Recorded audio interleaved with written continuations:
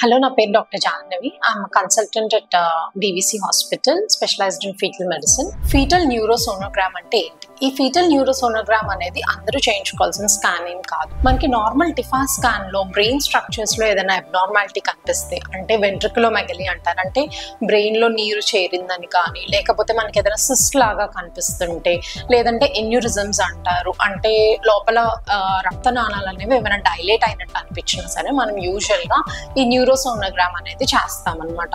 So ఈ న్యూరోసోనోగ్రామ్ అనేది మనం డెడికేటెడ్ గా బ్రెయిన్ లో స్ట్రక్చర్స్ అన్ని డీటెయిల్ గా చూస్తాము. సో ఈ స్కాన్ ద్వారా మనకి అబ్నార్మాలిటీ ఉందా లేదా, దానివల్ల బేబీ ఫ్యూచర్ లో ఎలా ఉండబోతుంది అనేది మనకి ఒక అవగాహన వస్తుంది.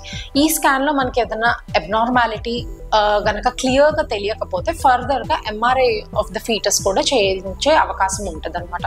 సో ఖచ్చితంగా in case if there is any abnormality in the fetal head structures కానీ బ్రెయిన్ లో కానీ ఉంటే ఖచ్చితంగా ఫీటల్ న్యూరోసోనోగ్రామ్ అనేది చేయించుకోవాలి.